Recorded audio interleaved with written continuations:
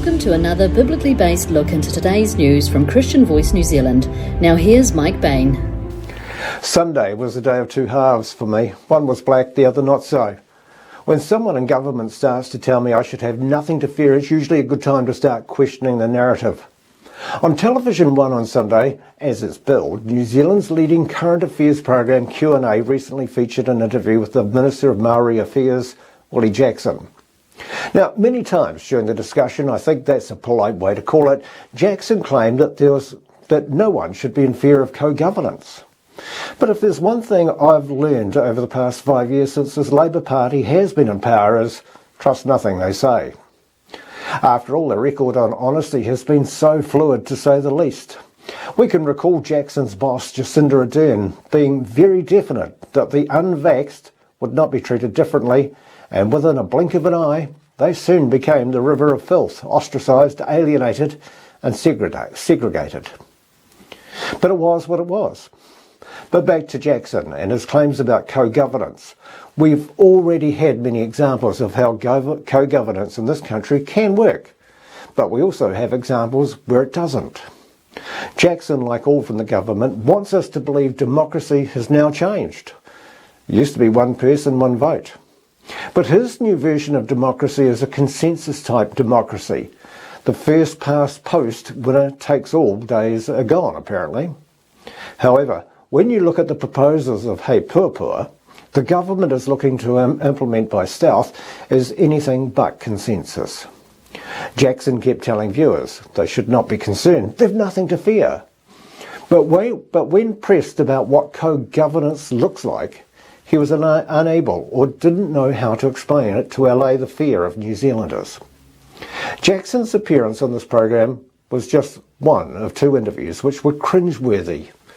You know, Willie's words, "we should have nothing to fear," has resonated with me because, like you, we've lived in fear since the introduction of COVID-19, and this government has kept us that way. But fear we do, especially after the earlier interview on Q&A with National Party leader Chris Luxon.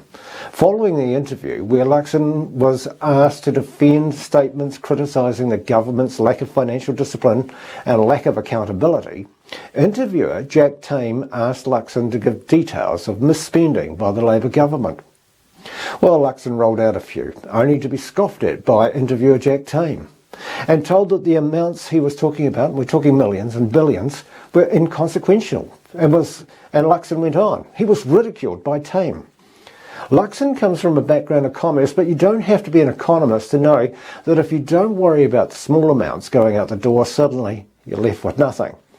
So, depending on what side of the political spectrum you're on as to whether Jack Tame was brash and, to be honest, downright rude, or you may feel he gave Luxon what he deserved. Now, I don't have an issue with politicians being held to account by journalists. I just wish they'd do it more often. But the way this was conducted was straight out of the gotcha class of journalism. The only person who wanted to look good was the interviewer. Unfortunately, Jack Tame is not alone in this type of journalism. We've seen this type of bias from former News Hub editors Tova O'Brien and Paddy Gower. Well, many took to the social media, as they do, after the program, asking if Jack Tame would be as rude to the Prime Minister as he was to Luxon. But I can't help but go back to what Willie Jackson said. New Zealanders should have nothing to fear from government policy. We're all aware of the claims of how much misinformation there are in this world, and we always look for a trusted source of news. We've heard the claims the government has bought off the media with the $55 million slush fund. We should have nothing to fear, but programs such as Q&A is billed as the leading current affairs program. Now, when they say leading, it could be construed in two ways, one being ranked first, the other, as the dictionary puts it, in providing direction. Without putting too fine a point on this current affairs program is regarded as public interest journalism funded through New Zealand On Air. In other words, it's funded by the $55 million slush fund. So I asked the question, a program that clearly shows bias towards the government is in whose interest? Remember, we were once told that the only source of truth about COVID vaccinations was from the government. Well, look how that all turned out. Well, I said Sunday was a day of two halves. We started the day with Willie telling us we had nothing to fear from these government policies. My next stop was church. Well, need I say more? I used my Bible, which is the only single source of truth that I acknowledge. Our pastor continued his Bible teaching series, which gives me hope and expectation. He talked about a time when all men would come together from every race and colour to be one. Yep, we sang a few songs of worship. We mingled with people of all ages and ethnicity and social backgrounds.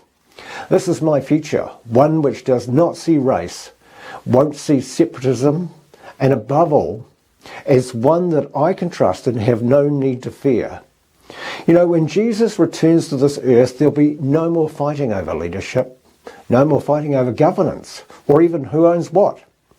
It will be because Jesus is on the throne and every knee, even Willie Jackson's, will bow to the King of Kings.